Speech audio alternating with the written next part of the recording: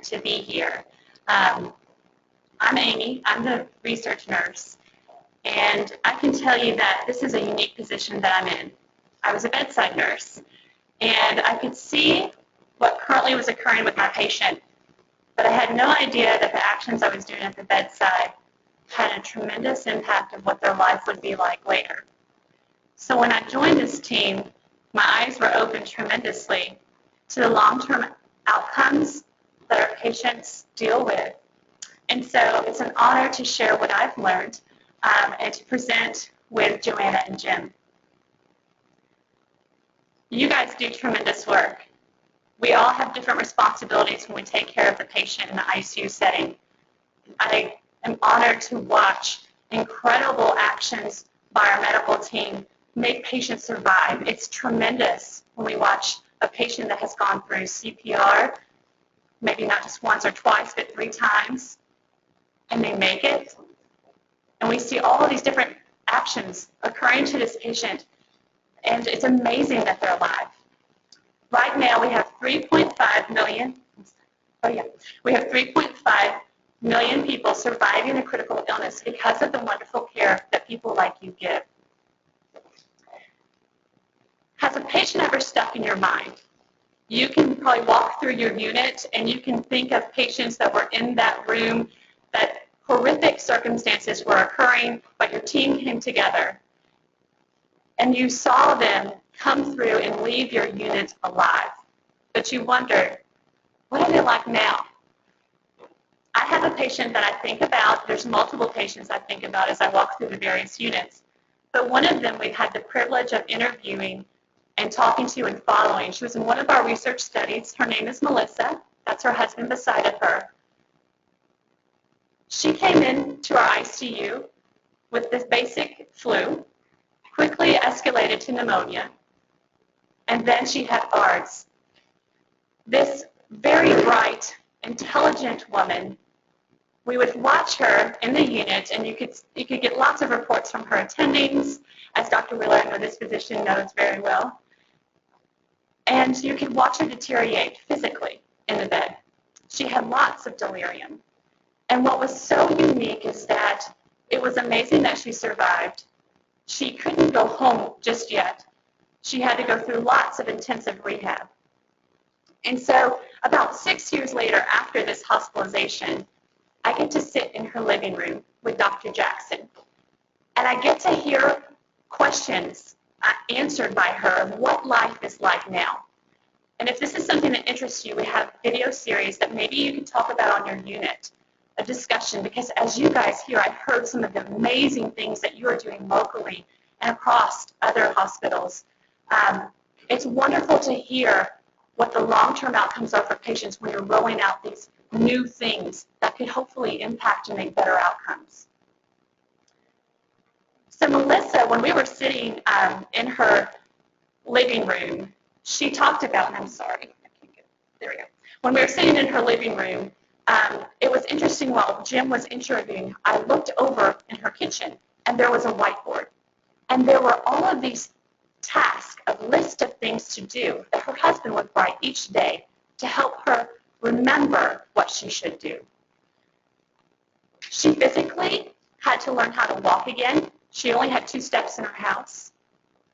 She would talk about the emotional depression that she was going through, how she couldn't do her job like she used to, and how cognitively she just felt like her Velcro didn't stick anymore. She had these wonderful sayings that stuck with me. So she had this new normal that she was dealing with. And if we think about it, she actually had all of these different symptoms that are represented in the post-intensive care syndrome.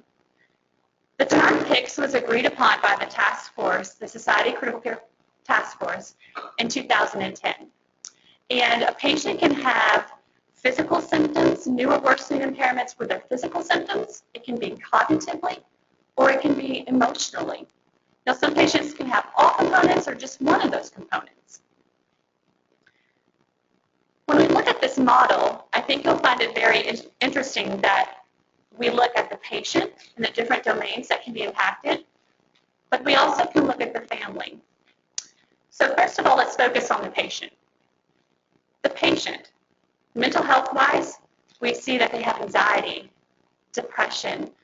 They might even have symptoms of post-traumatic stress disorder, which Dr. Jackson will talk more about later.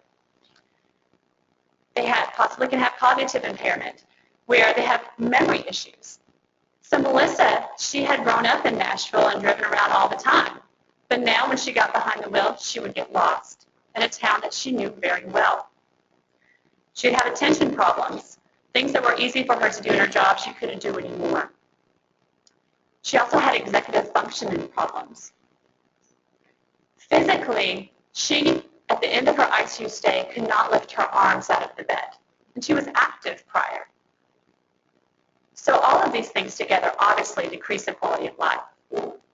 Now, we also can focus on the family member. And I think many of you have probably seen this, even as it starts in the ICU. But it's easy to think about when you've watched your loved one go through a critical care illness, lots of things are going to be on your mind. One, will they survive? One, will this happen in the middle of the night again, having to need CPR, and will I be the one to be able to do this? And can I even take care of him? Will I be able to do what the team did? Because there are a lot of you guys, but there's only me. And so you can see that there's anxiety. There's depression. There's this new normal that I have to deal with. My husband was the breadwinner, and now he's not going to be able to work. How are we going to feed our kids? There's lots of different stressors that could come from this. And so it makes sense to me that the family member should have this syndrome diagnosed as well. I'm going to focus on the physical impairment. You guys, you know how when you move your patients in the bed or you get them prepared for anything, how that is a task. You can see how just the patient moving to the side, they're out of breath. You can see their muscles become weak. If you ask them to hold a pen to sign a consent, they look at their hand as if it's alien, like, I can't even hold a pen. So we start to see this physical impairment early. What we found in various studies is that 60 to 80% of our patients do have a functional impairment that's present. And it happens while they're in the ICU. They didn't come in with it. And so we see this myopathy and atrophy present. We see their lungs. It's very difficult for them. This is visible to us.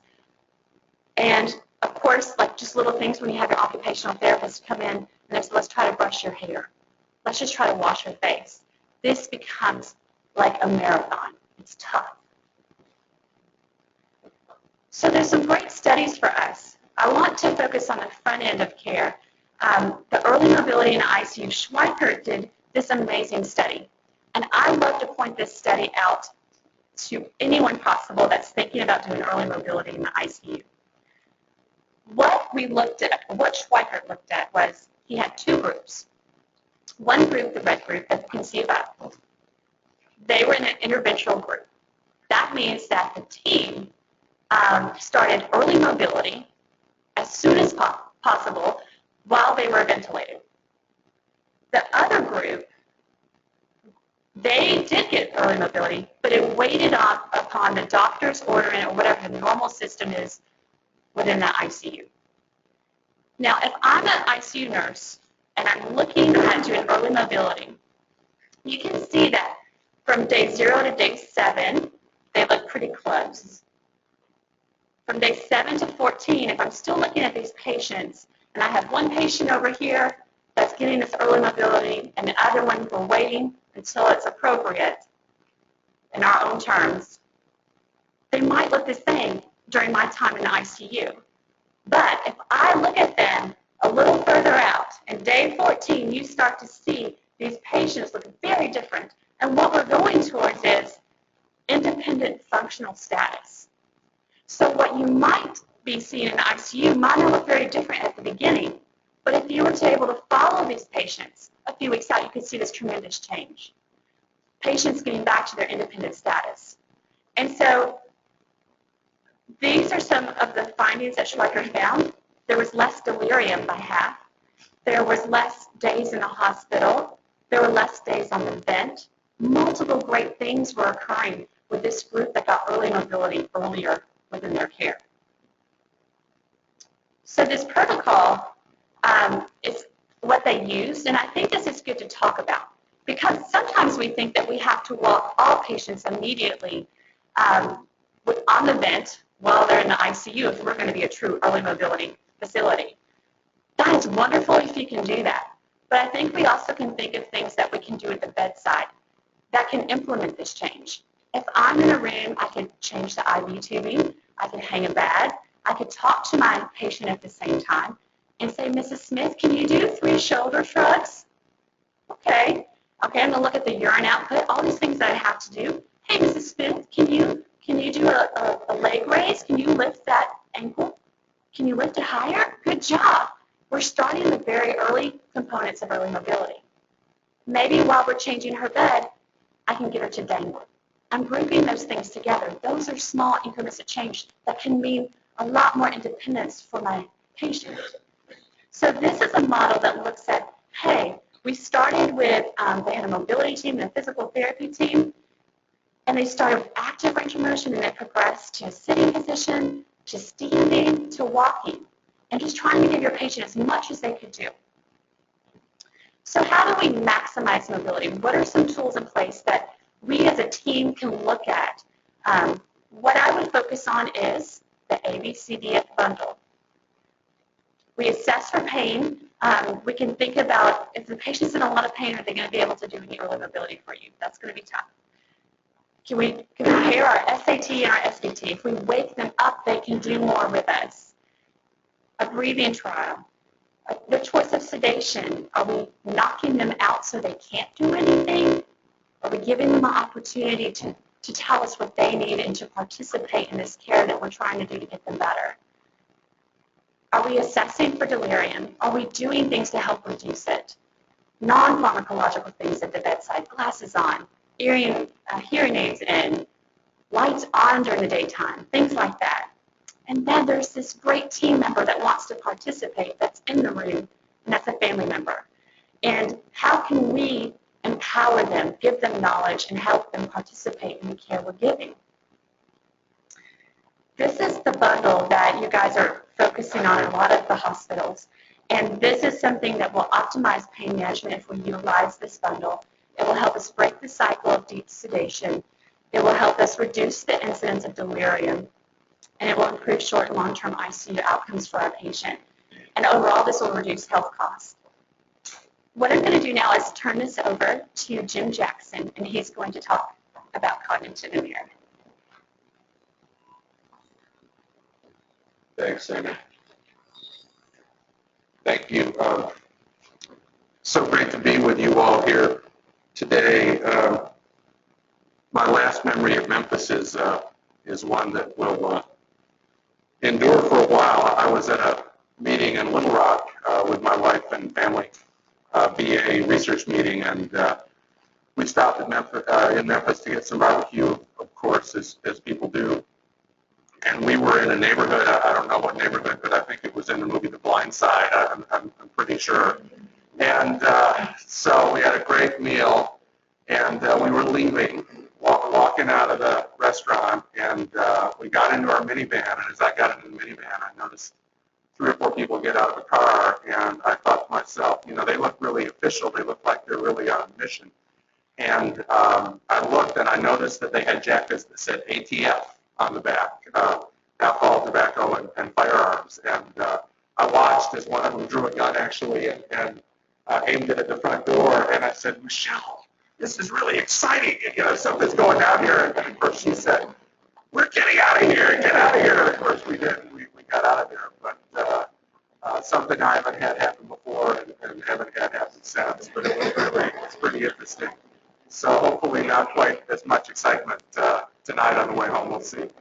But it is great to be with you and great to talk about topics that we're passionate about and topics that I think are important from our vantage point, and indeed I think more and more people are realizing that these are important topics. Aimee certainly talked about physical functioning and physical impairment interventions to try to improve physical functioning. I think that's important even as a neuropsychologist, because what we know is that as goes the body, so goes the brain. You could probably say the same in reverse, as goes the brain, so goes the body. But point is, the brain and the body are connected, right? They're intimately connected. They're closely connected. So it stands to reason that as we're engaging people physically, we're probably doing a lot to impact their cognitive status as well. That as we're engaging people physically, we're presumably impacting their depression and anxiety and all those sorts of things. So I think a real mark of maturity in the field is we're recognizing that people are well integrated, and indeed that all of our efforts need to be well integrated. It isn't that you're engaging the brain and you're engaging the body. There may be some very different things you do for the brain versus the muscle, but that when you impact one on some level, you impact the other. And I think that's the new orthodoxy, that idea, and I think it's true, and it's a viewpoint that we embrace. So certainly patients have meaningful cognitive impairment after the ICU. We're going to talk a bit about that. That occurs in a number of different domains, and we'll just review them here. Executive functioning, memory, and attention. Memory is straightforward. Most of you know how to define that, I'm sure. Attention as well. Executive functioning is a little more nebulous for people who are not in the neuropsychology arena, but executive functioning really refers to those abilities that are guided largely, not entirely, but largely by frontal brain regions.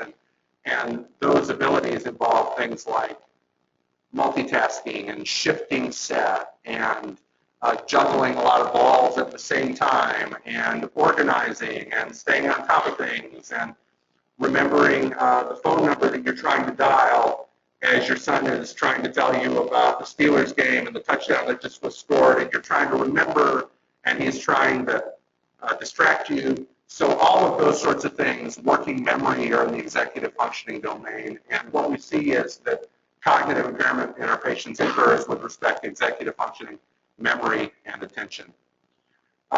This is a paper that we published in 2013, long-term cognitive impairment after critical illness, and I'll talk about it briefly. It was published in the New England Journal of Medicine, and I think it's been cited a couple of hundred times and proven to be somewhat influential. The take-home from this paper is two things, really, and this can be a little confusing to follow. The take-home from the paper is basically that the cognitive impairment in ICU survivors is about as bad for younger people as it is for older people. So what you'll notice is that the solid lines in those box plots are not hugely different in the under 65 versus over 65 age range, meaning, again, that even if you're younger, you're at risk for cognitive impairment in the same way that if you're older. This isn't simply a problem of old age. That's point one. Point two, that the cognitive functioning in our ICU survivors, the cognitive functioning we see at 3 months and at a year, is roughly comparable to what we see in people with moderate traumatic brain injury. You'll note the lines there. Green would be normal and orange would be mild cognitive impairment. Below that is moderate TBI and then Alzheimer's disease. This figure is not suggesting that qualitatively the impairment that our patients have is the same as you would see in traumatic brain injury or mild cognitive impairment, but it is saying that with respect to severity, it is quite significant indeed. So I think it's useful to be able to frame this in a broader context, that in many cases the impairment our patients have, it's not incidental. It's not an afterthought. It's a significant development in their lives that is associated with meaningful functional detriments. It is often more severe than what you see in mild cognitive impairment or early Alzheimer's disease. It occurs in older patients. It occurs in younger patients. And that's important because I do think there's this perception in some corners that we need to be worried about vulnerable elderly patients who are 85 years old and go to the ICU, but that a robustly healthy 50-year-old who runs marathons and works out at the CrossFit gym and got a PhD from MIT, that person is immune to cognitive impairment, and that doesn't really seem to be the case based on what we know. This is just a slide that highlights what we know about cognitive impairment in different populations. You'll note that in people with ARDS, Mona Hopkins reported back in 2005 that cognitive impairment in the early post-discharge days is as high as almost 80%. Cognitive impairment is common in the chronic critically ill, cognitive impairment is common in generic ICU survivors. Now, I'll highlight something. This isn't really a talk about research methods per se, but I'll highlight a weakness of the cognitive outcomes literature in the field to this point, and it speaks to why these numbers are all over the map. When you look at cognitive batteries that are used in research, you might have yours and I might have mine, Aimee might have hers, Joanna might have hers, and never the twain shall meet. They could really be very different. So the problem is often we're not comparing patients using a common metric or yardstick. That's why you scratch your head and say, how is it that 80% of people are impaired in an ARDS population and only 55% in the chronic critically ill? We need to move to a place where we're using better standardized measures across the board in the research that we do, focus on cognitive outcomes. But the big message here is cognitive impairment is quite significant. It's a clear problem. Study after study after study has shown that. Again, by way of summary, up to 70% of patients are cognitively impaired. Deficits occur in executive functioning, memory, and attention. Let me mention just very quickly that this cognitive impairment seems to persist, and importantly, that cognitive impairment at discharge, at the time of hospital discharge, or ICU discharge at least in these patients, is almost ubiquitous. That is, it is hugely common, and often normal functioning is more the exception than the rule, but it often doesn't appear that way. So I certainly have interacted with patients in the ICU before, around the time of discharge, where I walk into the room and the patient is in the bed and the spouse is next to him, and I say, "Hi, Mr. Smith, how are you doing?" He says, "Great." And I say, "Mrs. Smith, how are you?" And she says, "I'm fine. My husband is doing so well today. I think he's really back to normal. That's all good so far." And then I do a cognitive test, a simple one, and I say things like, "What year is it?" And they say, "Oh, it's 1976." And the wife scratches her head. She's surprised. And then you say, "Can you count backwards by 7? Start at 100. And Mr. Smith might be a math teacher, right? So he knows how to do that. And they start at 100, and they might get to 93, and then they go 76, 54, 82, 94. And you think, the elevator's not going all the way to the top here, right? There's a problem here, often unidentified. Now, frequently that problem will clear, and often that will clear fairly rapidly, sometimes within a couple of days. But I highlight this to say that what I think sometimes happens, so what sometimes does happen, is a physician or a nurse, some care provider will interact with that patient right before they're discharged and say, here are the instructions, you've got that, right? And the patient says, "Oh yeah, I understand it all right." And then, explain a little bit more, and the patient affirms that they really understood. And they leave the room, and you think, they're going to do great. I think they really got that. And again, they think it's 1976, and they think Franklin W. Pierce is the president of the United States, and so on and so forth. The Cubs won the pennant, all those kind of things. So often people are not quite as intact as they think they are, as they seem to be at the time of discharge, and that's important to be aware of. Again, cognitive impairment, hugely prevalent at 1 year post-discharge, affects all ages, associated with delirium. Mental health problems are also significant, and these take the form often of anxiety, depression, and PTSD. This is a bit of a busy slide, but I think it makes the point that if you look at depression, if you look at PTSD or anxiety, which often really is PTSD symptoms that don't quite reach the level of PTSD, these rates are quite high. So with depression, probably generally a third of people or so will report depressive symptoms.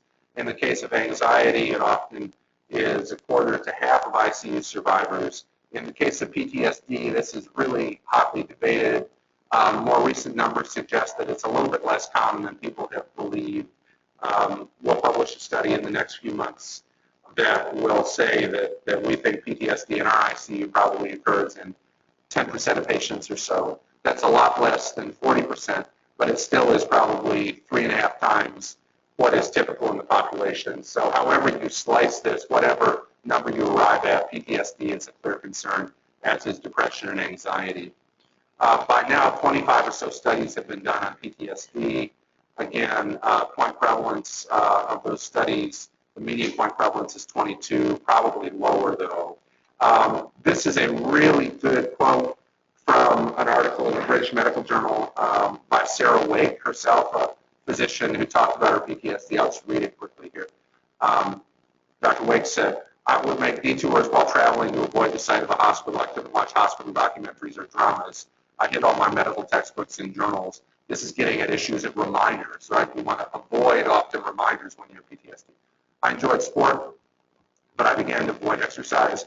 I was terrified of the sensation of breathlessness. And again, very common with anxiety here that you'll have a trigger of some sort that reminds you, and the concern is, oh my goodness, the dominoes are going to start to fall. I'm going to get a little bit breathless, and then this process is going to reoccur, and then tomorrow I'll be in the hospital, and next week I'll be in the ICU. Even certain inanimate objects filled me with fear. I still cannot bear a shower curtain be drawn as it reminds me of closed hospital curtains and hidden death. So really gripping, beautifully written, elegant description by Dr. Sarah Wake of what she was feeling. But here's what I think it highlights. I think it highlights the fact that often in the case of PTSD, the symptoms that people experience afterwards, they're quite nuanced. It's not simply that they're afraid of going to the ICU. Now, often they are. But it is often that, I love to watch ER with my girlfriends every Wednesday, and I won't watch it anymore. It is, I normally drive by the hospital to take my child to daycare, but it's on the way. And so now I need to drive 14 miles out of the way so I don't have to see the hospital in the distance. It's a lot of nuanced sorts of things that can be quite disruptive. It's often social disengagement because of concerns that you will trade germs with someone else, that they will somehow infect you, and that will put you in the ICU. And the thing that is interesting about this, of course, is true with PTSD generally, is that the more you succumb to these sorts of anxieties, the more isolated you become, right? The more isolated you become, the more likely you are to become depressed. And then this is a vicious cycle that really just perpetuates, and that really is the problem. This is just a screenshot of some really vivid delusional memories that a gentleman in Chicago wrote down frantically on a legal pad and sent to me a year or so ago, a man who had been in the ICU very critically ill, and he'd been diagnosed with PTSD after the fact. And he had a lot of nightmares, delusional memories. We struggled knowing quite what to call these, hallucinations perhaps. But they were very vivid. He remembered them, and they had formed the basis of PTSD for him. So I'll read a few of them. A baby in a jar, that is a persistent memory he had had in the ICU. Baby in a jar had been in a blender, but their face was still intact. Sarah Margaret, his daughter, dragging a dead baby in the room behind her. Respiratory therapist trying to inappropriately touch me, so chasing him with a broom. A respiratory therapist trying to kill me by cutting off my windpipe. So this gentleman, high-functioning fellow, in his clothes and in his right mind, as they say, he was well aware that these things didn't happen, and yet he was quite fixated on his memories that they did. He had a hard time on some level reconciling what he knew to be true with these visceral memories, and that's often the case with our ICU survivors. So by way of summary with regard to mental health, 10 to 40% of patients experience mental health deficits. They include anxiety, they include depression, PTSD. Certainly it's not only true that these problems occur among patients, it's true that they affect families as well. And I do think this is hard to overstate. That is, you'll interact with patients again and again and again after the ICU. And sometimes you'll say to them, how was your ICU experience? And they'll say, I don't remember anything about it. That's fine with me. I don't remember anything. But my husband remembers everything. My wife remembers everything. And this is not an uncommon occurrence. If the patient is in a coma, they're delirious. In some cases, they will tell you they were almost blissfully unaware of what happened. They were happy with that. They don't want anything to know about it. And yet, the people closest to them were, in effect, holding a vigil, a death vigil by the bedside, and that takes a toll. That takes a toll on so many levels. My father recently had a triple bypass, open heart surgery. It's doing fine. We're all good. But it was amazing. That was the first time something that serious and really visited a member of my family for some time. And even as a fairly sophisticated healthcare consumer, as someone who I thought knew the ropes a bit, this was hugely stressful for me. And it reminded me in a very small way, perhaps, of what our ICU survivors have to cope with. When you think of the distances some of them drive to get to the hospital, when you think of the limited resources they have, when you think of all of those dynamics, sometimes it literally is almost like going to a foreign country for them, right? To leave Benton County and to go to Davidson County and to leave the small rural general hospital they're used to and to go to Nashville. Very jarring for them to be worried about whether their car is going to make it, whether they have gas money, all those sorts of things. We started an ICU support group recently, and we've been calling patients to see if they would be interested in joining us. This is after the ICU. And my heart really almost broke the other day. I called a woman that we knew and asked her if she wanted to come to the group, and she said, you know, I don't drive, but I can take the bus, but she said, I don't have $3 to take the bus. And, you know, that's the world that a lot of our patients really inhabit. So when you layer on all of this stress on top of difficulty even getting out of bed in the morning or coping, you can imagine how hard it is for them. And we want to be empathic, I think, to that. Just to drill down a little bit more, with regard to depression, a couple things I've mentioned. One, somatic expressions of depression are more common than cognitive expressions. We published a paper in Lancet Respiratory Medicine recently that highlighted this. That is, our patients who are depressed are often preoccupied with their body. They're physically fatigued. They have problems sleeping. Rarely do they endorse things like suicide. Among ICU survivors, another point that is worth making, mental health symptoms rarely exist in a vacuum. So it would be nice, perhaps, if we had to deal with patients who only had depression, who only had PTSD, who only had anxiety. But as Joe Bienvenu from Johns Hopkins recently pointed out in a paper earlier this year, about 60% of patients with any mental health condition have symptoms in multiple domains. Obviously, they're comorbid. With regard to functional outcomes, employment is a big issue. Many patients do not return to work. Many patients do return to work and they're underemployed. And depression, again, is driven by physical symptoms. ADL disability, IADL disability, depression, PTSD are common. I'm going to tee this up in just a second for Joanna Stollings. She'll come and talk about some pharmacy-related issues, and then I'll come and close the talk out by talking a bit more about long-term outcomes. But I think this slide just highlights one thing that we'll talk about a bit further, and that is that there are a lot of functional problems that our ICU survivors have, driven probably by cognitive deficits that really fly under the radar screen. A good one, I think, is this patient with executive dysfunction that we described. Are they capable of managing complex medication schedules? You know, how well do they do? Juggling. If they have a spouse at home who can help them with their pill counter, fantastic. If they don't, are they left to the wolves? These are the sorts of issues we've got to grapple with. So Joanna's going to come and engage them a bit further.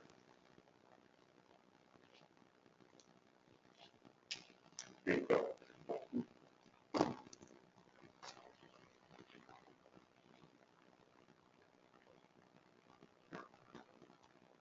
Thanks, Jen. So people always ask me, like, why did I want to go into ICU pharmacy? And so I guess the answer I always give them is I'm an adrenaline junkie, and the patient population is so dynamic, and honestly, it's just really challenging because the patients have so many problems. And honestly, I never, ever thought that I would be interested in taking care of ambulatory patients. And so honestly, just Amy's slide that she showed at the beginning that showed that empty bed is so true, because I'll walk in the ICU and I'll think, I wonder what did happen to that patient or what happened to that patient. And so I guess what I'm trying to say is just our post-ICU recovery center has really just enlightened me and opened my eyes as to how rewarding it is, and honestly how enlightening it is to see how these patients change and how they are so different as to what we see in the ICU. So as Jim previously stated, one of the biggest concerns that we need to be thinking about as these patients leave the ICU and as they go home is this patient going to be capable of managing a complex medication regimen? So transitions of care are defined as essentially it can be when a new provider is taking care of a patient. I mean, in our medical ICU, this may be as frequently as every 2 weeks. Some residents come on and come off service. It also can be when a patient transitions to the floor. It can be even when a patient transitions from a ward service to their pre-CP, so as an outpatient basis. So we know that there's a substantial risk of adverse drug events that occur every time time that a patient transitions to a new provider. And so these adverse events can result in emergency department visits, and they can also result in hospital admissions.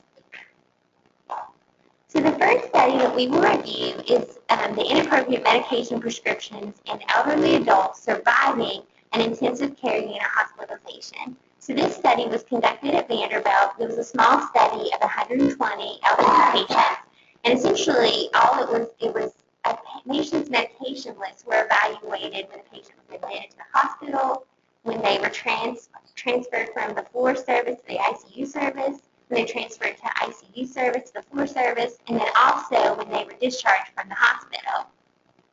And so a couple of definitions that you need to know is actually inappropriate meds are medications that it's actually thought they could be potentially harmful to a patient, and actually it's shown that the risk of these medications is actually higher than the benefit. So that's an actually inappropriate med. A potentially inappropriate med is a med that might be harmful for a patient. So opiates, anticholinergics, antidepressants, and drugs causing orthostasis, such as maybe alpha blockers, were the most common potentially inappropriate medications that were identified at discharge in these patients. So it's really scary because 2/3 of these medications were started in the ICU. So moving on, we're further looking at potentially inappropriate meds at discharge with the highest positive predictive value for an actually inappropriate med. As you can see, non-benzodiazepine, hypnotics, benzodiazepine, atypical antipsychotics, and muscle relaxants have very high positive predictive values for this. Further, the number of discharge meds were predicted by the number of pre-admission potentially inappropriate meds, also the discharge service if it was a surgical service, and also the discharge disposition. If the patient was discharged to not home but a facility, it was predictive of the patient being sent out on a potentially inappropriate medication. So this just really highlights how important that at transitions of care, and honestly every day, that all of us as healthcare providers, not just the pharmacists, review the patient's med list and really think, does this patient really need all the medications that are ordered for them? And especially as they're transferring out of the ICU, thinking, hey, let's clean up the patient's profile and let's clean up some of these medications that we might have started for their acute state that they don't really need anymore.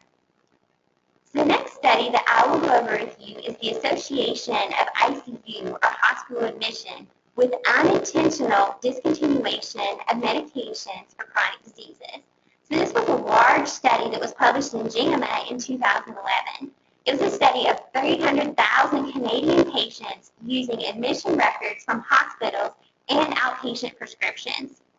Patients had to be receiving one of 5 medication groups. So they had to either be receiving a statin, an anticoagulant or antiplatelet, levothyroxine, a respiratory inhaler, or maybe gastric acid suppressants. So patients were divided into 3 groups. So the control group were patients that were not in the hospital, and that was compared to patients that were in the hospital without an ICU stay, and then patients that were looked at that were in the hospital that had an ICU stay. So patients had to be greater than 65 years of age as well. So the outcomes of unintentional discontinuation by medication group. So I'll walk you through this slide. So it was more likely if a patient was hospitalized than those that were not hospitalized to have statins, antiplatelets, levothyroxine, respiratory inhalers, and gastric acid suppressors would be discontinued. Also, if you can go over to the right side, if a patient was in the ICU in the hospital as compared to someone who was not hospitalized, it was also highly predictive of all these 5 classes being discontinued. So now we'll compare if a patient was in the hospital and was in the ICU versus if a patient was in the hospital and not in the ICU. And as you can see, in every group with the exception of respiratory inhalers, if a patient was in the hospital and in the ICU, it was more predictive of them having these meds discontinued as if they were just in the hospital.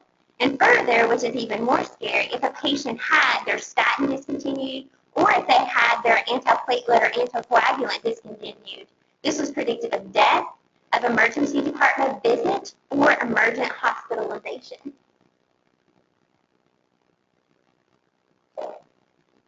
So now we're going to look at strategies to improve cognitive function in the hospital. So specifically, we're going to look at how to minimize delirium.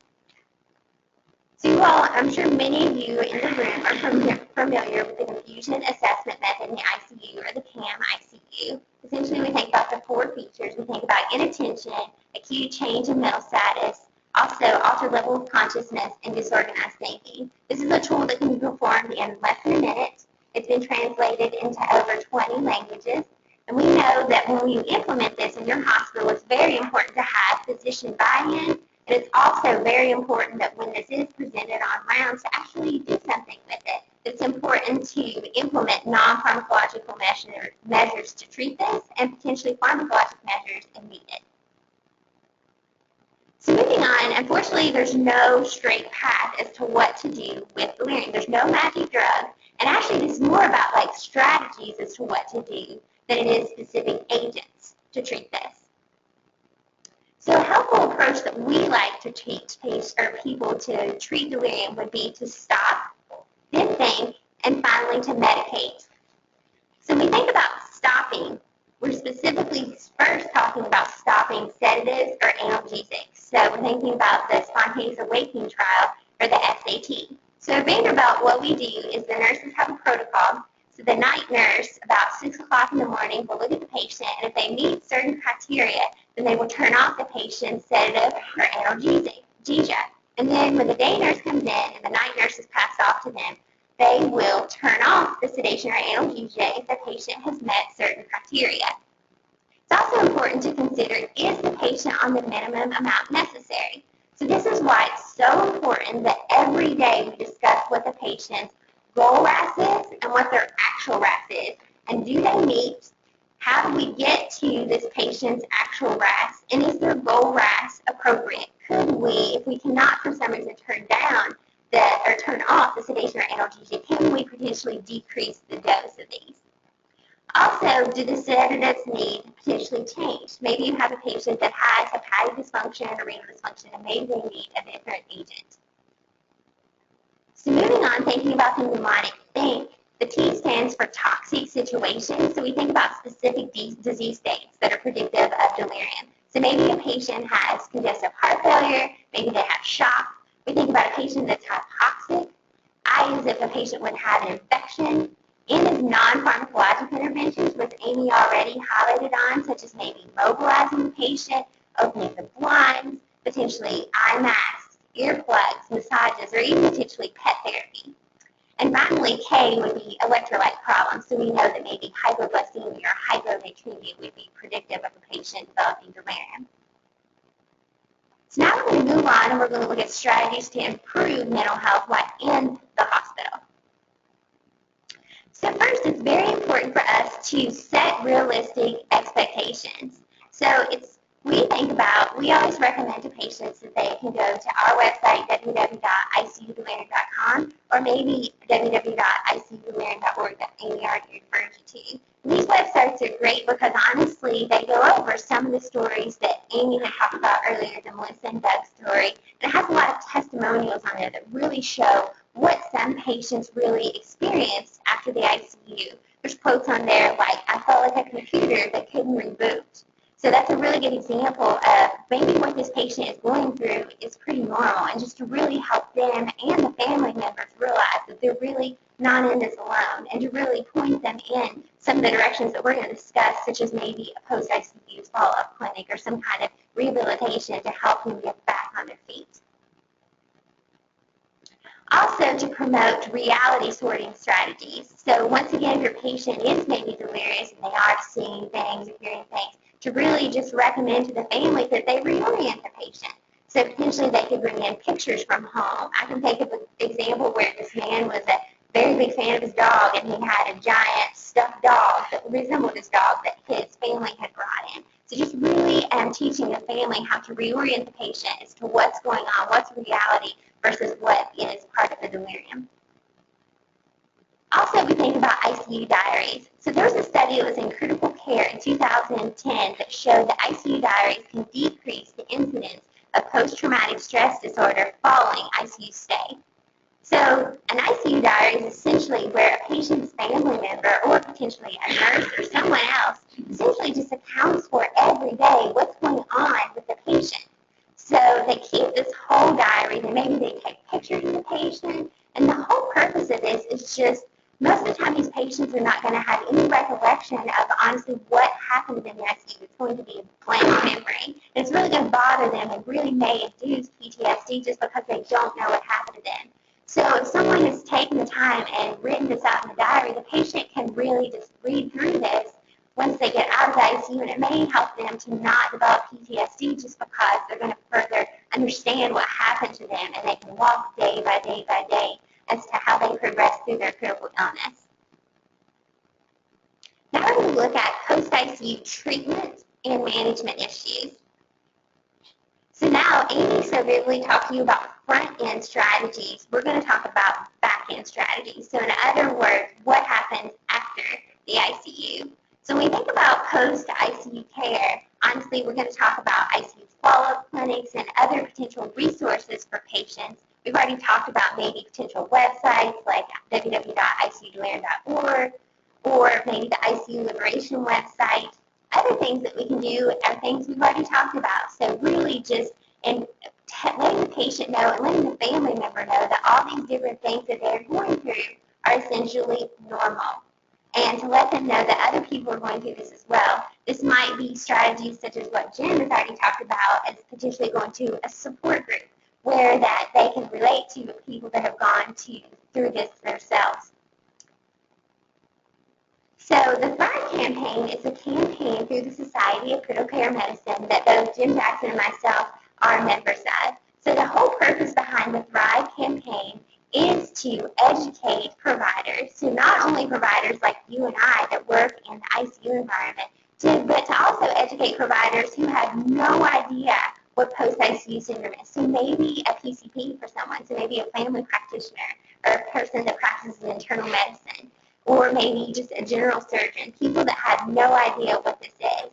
And further, to develop a website to help educate patients. So if they're surfing the web, like, is this normal that I feel this way after the ICU as well? And to develop support groups for patients so they can relate to each other if they have had a stay in an intensive care unit. So moving on with back-end strategies after the hospital, other potential things we could do would be to provide the patient with a phone number that they can call if they have any problems. We had a specific patient who was in our ICU for 120 plus days. And so our nurse practitioner service, they had really honestly never done this before, but they handed their number to him. So if he or his fiance had any questions that they could call him, or that they could call the nurse practitioner service. Also thinking about follow-up phone calls. So this would be for us as providers to contact the patient or the patient's family members just to see how the patient is doing.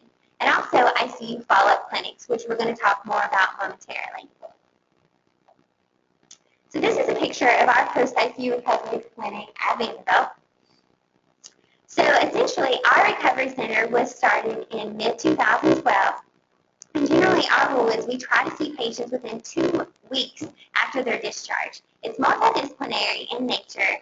So what typically happens is once a patient, so if a patient has sepsis or if they have ARDS, then they meet criteria to be referred to our clinic.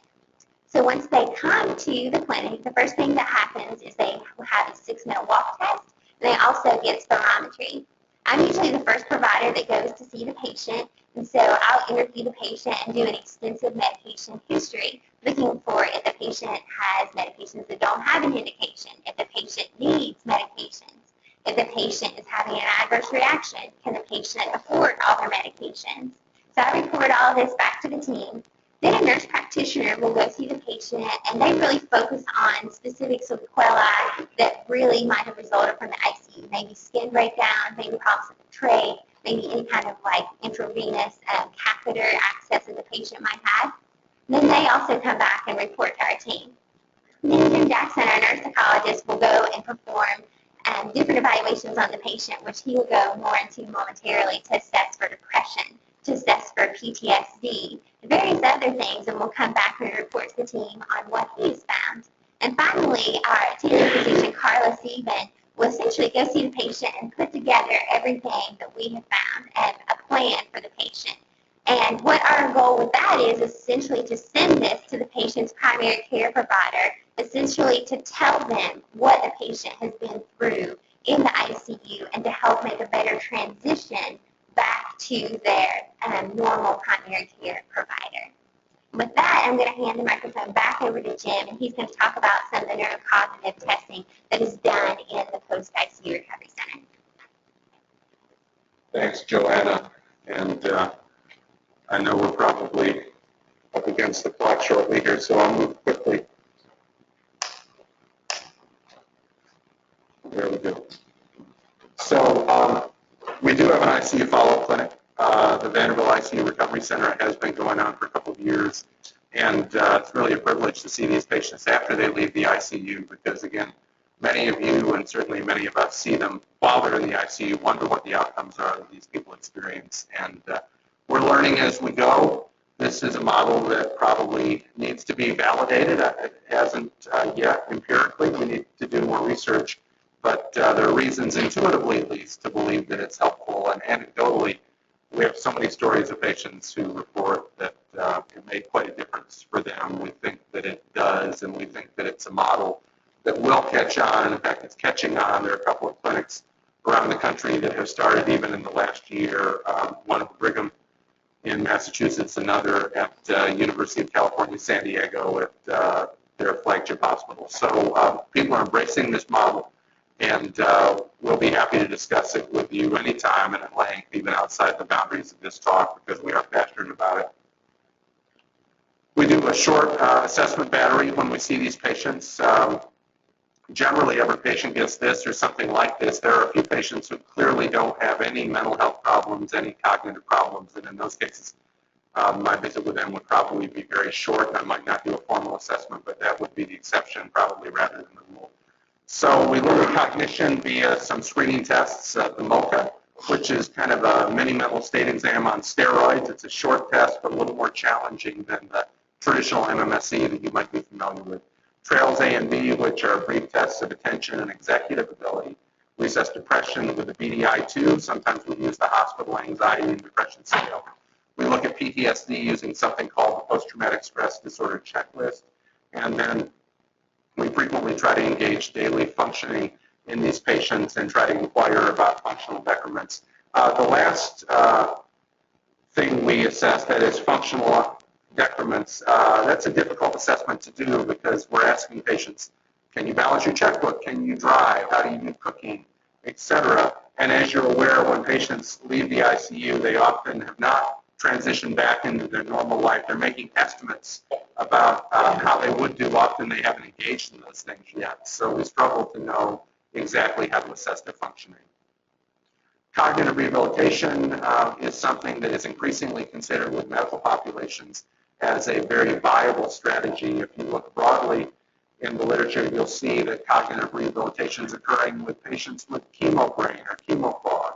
It's occurring with patients with cognitive impairment secondary to multiple sclerosis, secondary to HIV/AIDS, secondary to Parkinson's disease, and we have certainly adapted it to use with ICU survivors in a research context, certainly, and increasingly in a clinical context as well. This is a slide that refers to goal management training. This is a particular approach to cognitive rehabilitation developed by some colleagues of ours at the University of Toronto, at Baycrest Hospital. Neuropsychologist Brian Levine developed GMT. Basically, it is a series of compensatory strategies that we teach patients that pivot around the concept of stopping and thinking. So literally, we're teaching patients to stop in the moment, step outside of themselves, think and reflect on what it is they need to do, think and reflect on the strategies they're using. So a common application of this would be, again, Mr. Smith. I think I've talked about Mr. Smith quite a bit. I hate to pick on Mr. Smith, but Mr. Smith is at the hospital. He is headed to Crossville, Tennessee, 2 hours away from Nashville. He's got medications he needs to pick up at the pharmacy. He gets to the parking lot. He's about to get into his car. If he's learned what GMT is teaching, he is stopping and thinking before he leaves. Hey, let me mentally check. Have I done everything I need to do before I leave the hospital? Oh my goodness, I haven't. I haven't picked my medication up. So he walks 5 minutes back to the pharmacy. It's a hassle. It's a lot better than getting 40 miles down the road in Murfreesboro and thinking, oh my goodness, I forgot to go to the pharmacy. So it really is teaching people in real time to stop, to orient, to think. Same thing with strategies. Often we're engaged in very ineffective strategies. I have a computer that is slow to turn on, and recently I was struggling with that computer and I just kept pushing the button harder and harder. And my wife said, what are you doing? I said, I'm trying to turn the computer on. She said, you're going to push your finger through the computer. What are you doing? So I had to step back for just a second and say, hold on, is that an effective strategy? Hitting the computer with a hammer to get the button to turn on, is that effective? Well, our ICU survivors often get in a rut, really, and they do the same thing again and again and again and again. It's time-consuming. It's incredibly inefficient. So GMT is teaching them to stop in the moment and ask, is there a more efficient way to get this done? I don't want to persist in what I'm doing. How can I take a different route? That's GMT. This is a slide referring to a study we did some years ago, the return study, where we used woe management training.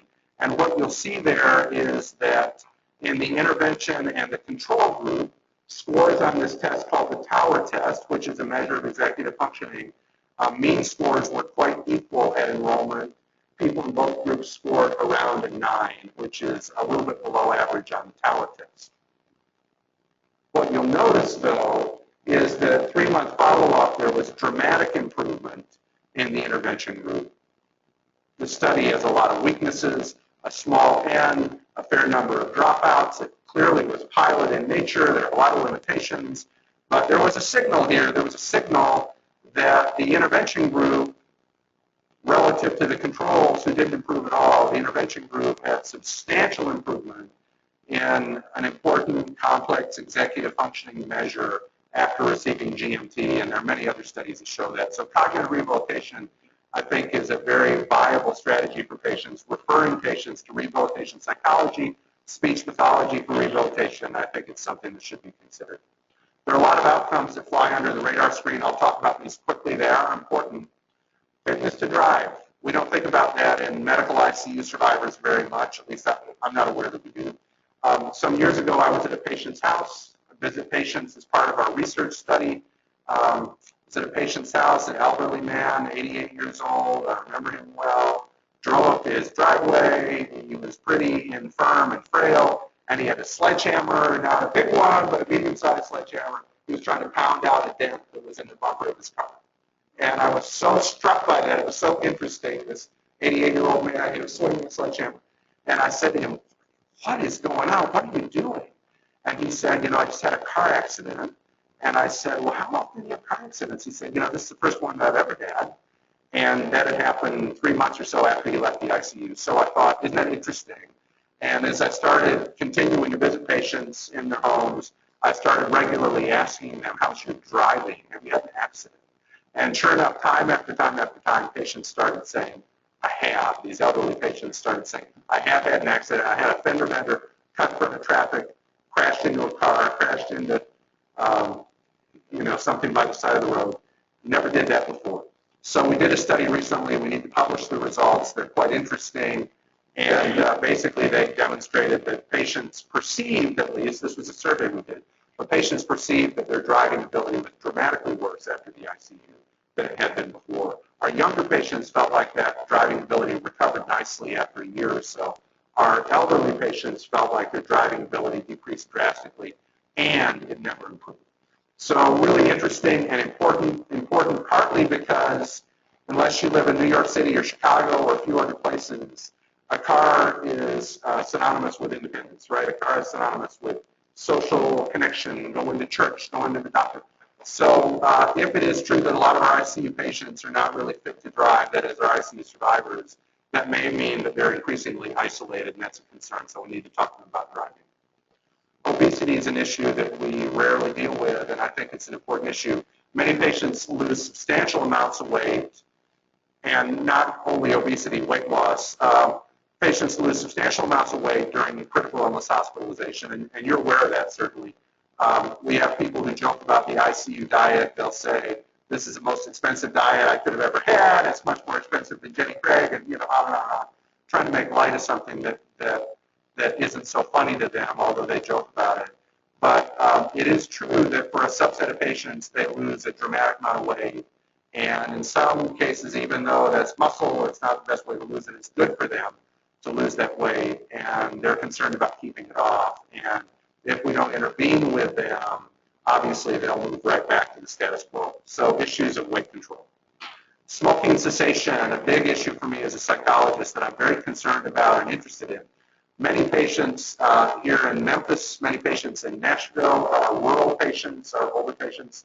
Some of them grew up on a tobacco farm. They'll probably tell you that. They started smoking cigarettes when they were, how old? 11, is that what you said? 7, 11?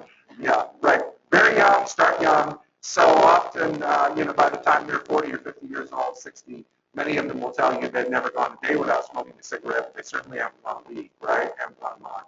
So if they're in the ICU for a month, that's literally a month that they were not on a cigarette, not smoking cigarettes, right? It's not like the old hospital shows from the 1950s where you're smoking in the hospital, the doctor and the nurse are puffing on cigars, standing next to the bed. So that patient, Mr. Smith, big smoker, he's been in the ICU for a month. He's been without cigarettes, without nicotine for a month, right? Longest he's ever been without nicotine. Pretty powerful. Maybe the nicotine is really out of his system. So to me, knowing all the costs associated with smoking, what a pregnant opportunity, what a prime time to intervene on that patient, right? Because if we don't, what do you think he's going to do on the way home, right? He's going to start smoking again, right? So in the ICU follow-up clinic, we're trying to get at this, haven't done it successfully well. That is, we don't have a program yet to deal with this embedded in the ICU clinic. But time and again, these spouses will say, man, my husband hasn't had a cigarette. He is trying to quit. He's gone a month now. He was in the ICU for a month. Please help us prevent him from going back. And I think it's something we need to be concerned about. Post-traumatic growth. Let's talk about this as we get ready to land the plane here. We talk a lot about post-traumatic stress disorder. It's a huge concern. We never talk about what's called post-traumatic growth. That may be vocabulary that psychologists use that might not be a term that you all are familiar with, and yet it's a real construct, and it's a construct that we need to promote. And here's the idea, that for some people a traumatic experience leads to all sorts of pathology, so many bad things, right? The wheels come off the car after that trauma exposure. For others, and you've interacted with them, they will say, my goodness, I have been given a gift, right? Now that I've survived death, I realize how much more precious my life is. Wow, my husband and I are much closer than we were before. I have put aside the things that weren't important. I've readjusted my priorities. These are narratives that you'll hear, right? We've heard people say these things. Or if you interact with people outside of the ICU, these are narratives you'll sometimes hear. So this is exciting to me, this idea that with post-traumatic growth, we can really perhaps redeem this experience of trauma, redeem this experience of stress, and help facilitate new beginnings for people. It isn't the one or the other, by the way. You can have post-traumatic stress, and it can segue into post-traumatic growth. Transitions, very important. This slide talks about 3 phases of transitions: endings, neutral zone, new beginnings. So this is our challenge for ICU survivors, right? Letting go of old ways and the old identity that a patient had before, as in, I'm not who I was before this 2-month ICU experience. I'm never going to be, right? How do I make sense of that? How do I get to the place where a year later I'm comparing my progress to the day that I left the hospital compared to how I was before, right? Because that's a losing comparison, right? If patients are fixated on how I'm doing 6 months after discharge with how I was on my best day before I got sick, that's a losing comparison, right? So we need to flip the script so that the comparison is, wow, 6 months later, I am so much better than the day you wheeled me out of the hospital, right? That's a winning comparison. So those are the orientations that we need to share with people to help them recognize that they may have a new identity, that may not be what they want, that in time they can embrace that can be okay. I'll mention the trans-theoretical model of change. You're familiar perhaps with stages of change theory, which talks about how people go through various stages in changing: pre-contemplation, contemplation, preparation. The idea is here that after an acute illness, after a life threat, patients are often much more ready to change than they otherwise might be, and that's the time that we need to intervene. This is a great quote that I'll wrap up with. I survived. That's the main thing. I'm so grateful to God that I survived. I'm now off all my oxygen. I'm all well, except I can't remember to take my medication, right? So a sense of humor is helpful for these patients, and the ones who do well can take the good and the bad and hold on to both of them. So we thank you for your time. We're passionate about this topic. I think some people will ask us questions, and that's great, but I will also mention we're going to have a sign-up sheet here up front. We have a listserv that we're starting where we're going to send out monthly updates about ICU follow-up clinics, ICU outcomes research. So if you want to be on that listserv, please sign the sheet, and we'll be happy to add you. So thank you.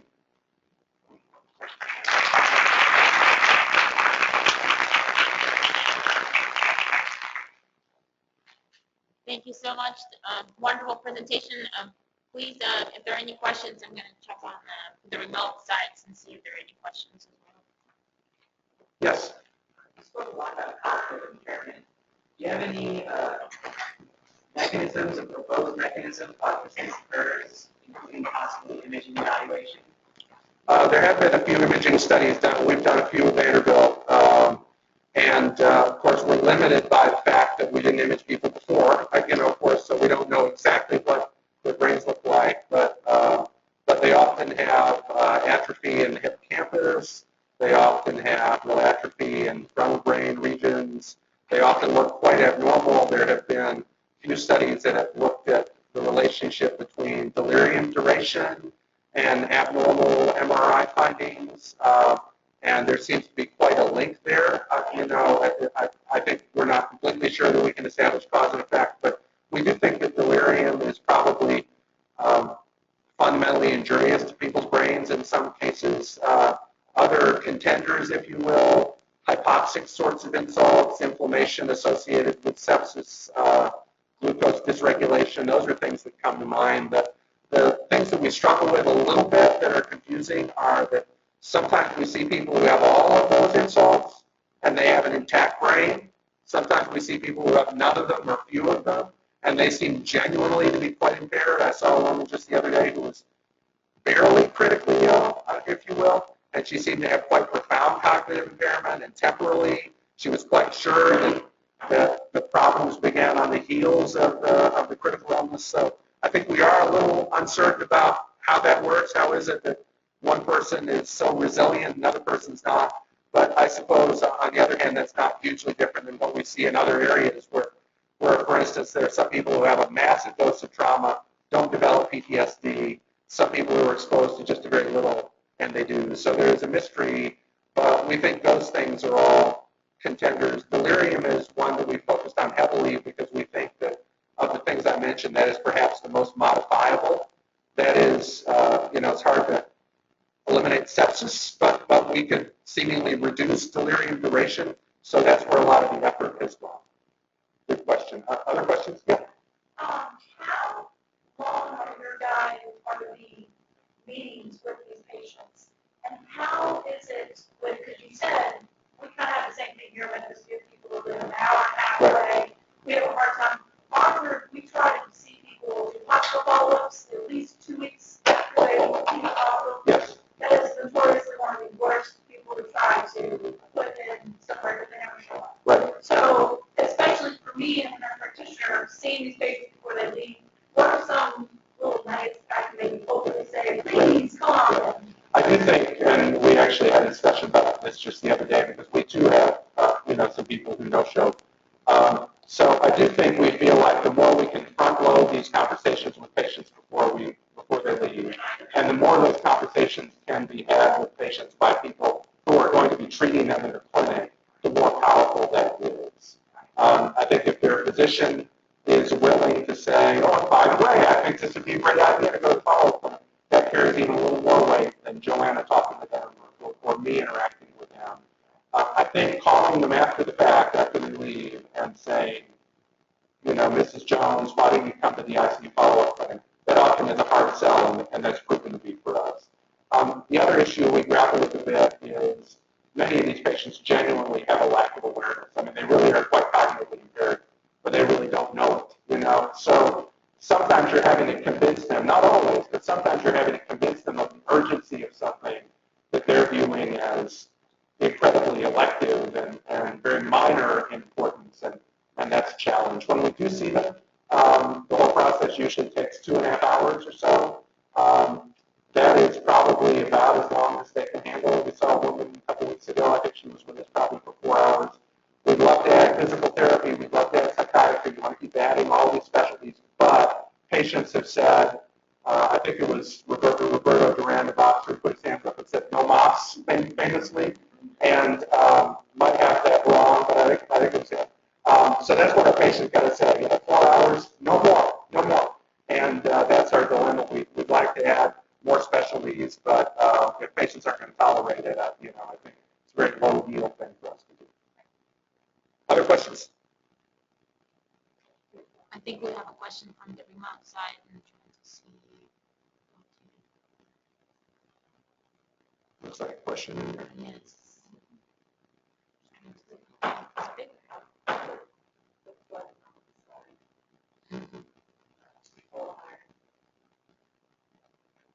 This?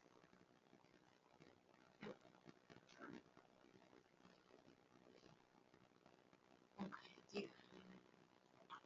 Do you have a survivor support group, and is it successful?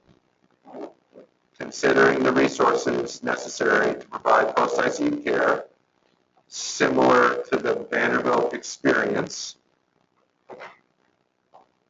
Sorry. Well, we have a few questions. Oh, yeah. Okay. All right, great. There was one question. Do you have a survivor support group, and is it successful? We do have a survivor support group. We do. And I think it is successful, but it's fledgling. It's small and it's fledgling, and it has been a challenge. For some time, we had a survivor support group, attempted to have a survivor support group at Vanderbilt. We hoped that family members of ICU survivors would leave the unit, come down, and join us in the group, and they simply weren't interested in doing that. They really weren't. So we moved our support group off campus. It is at a location probably 2 miles from campus. Part of what the literature says is the patients prefer to return to groups off campus. They don't want to deal with parking, which at Vanderbilt is a really painful thing. I don't want to deal with it either, I must say. So we've had some luck with this off-campus support group. It is really not a structured group as much as it is a group that I facilitate. We don't have a curriculum per se, but study after study after study after study validates the benefit of support groups in other medical populations, and I think there's no reason to imagine that they won't be helpful for ICU survivors also.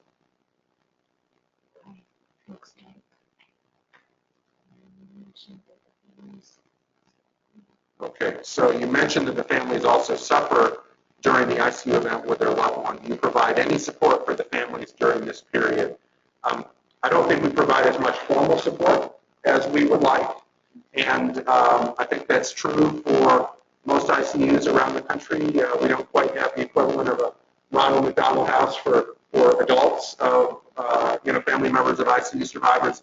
So a lot of the support is whatever the ICU physician or nurse might provide. Aimee, you want to weigh in? We also have this great brochure that's for families, and it explains, like, if they're having delirium, what is this? They might think this is permanent, like dementia.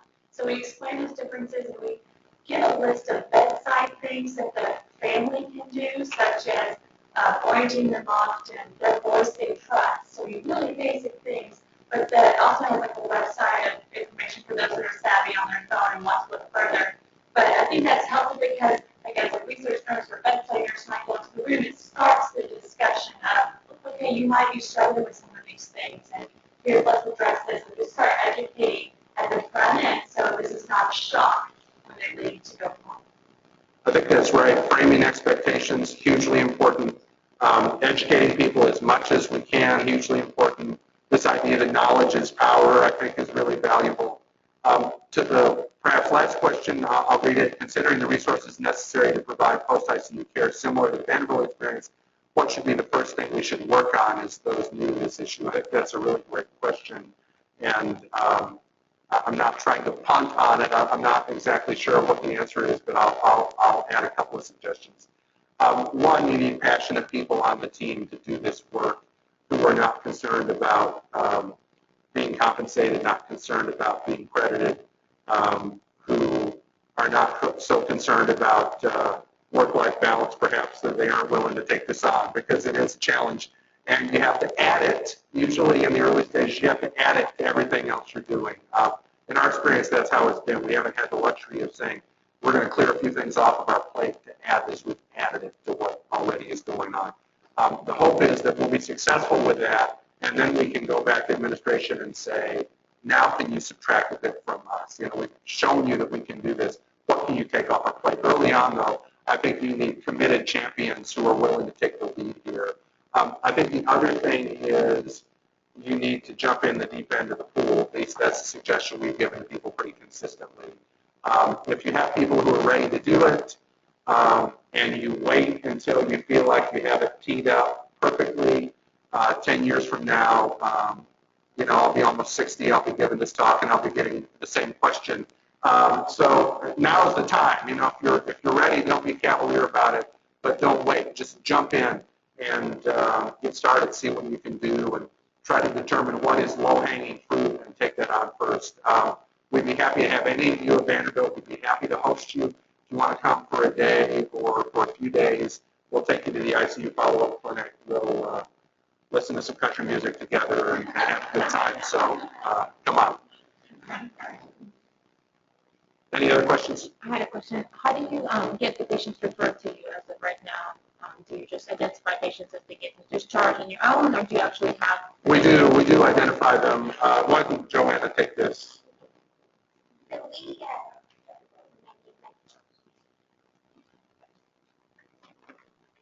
So honestly, as funny as it sounds, I'm kind of the referrer right now, because I'm the only person that sees all 34 patients in the ICU every day in the medical ICU. So as I'm on rounds, when I see patients that meet criteria, so they have sepsis or ARDS, I essentially make a list and email it to the director of the clinic. So we have 2 nurse practitioners that work with our team. So they're also included on the email. And so when they get the email, they do a fantastic job of following the patients. In other words, following them when they get ready to leave the hospital, just like what Jim was talking about a minute ago. They try to go see the patient so they have a face that they're also going to see in the clinic, and then they schedule the appointment. We do have some referrals from out of state. We recently saw someone from Kentucky. We had someone from Pennsylvania call us recently who was interested in coming. I do think we'll hopefully become a national resource, and we're hopeful that that will happen. We've been a little bit slow to go down that track, largely because I feel like if someone's going to come from Washington, if they're going to come from Pennsylvania, if they're going to come from Florida, we need to offer them a really, really high-quality service. You know, we need to be something perhaps a little more robust than a small fledgling clinic. That's how I see it, at least. So we did see a patient recently from Kentucky. That was a great experience. People are learning about the clinic little by little. It's been featured in the news a bit, so they're coming.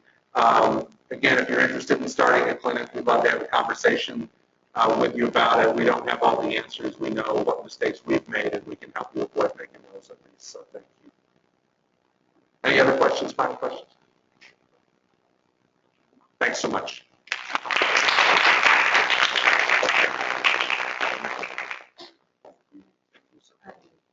So thank you so much for attendance and for a wonderful presentation. Hopefully, I think everybody can take away many points to take to their practice.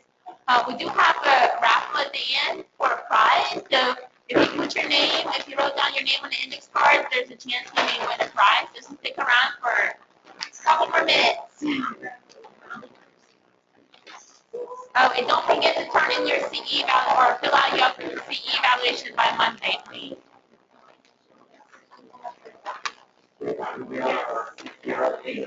Michelle Pat.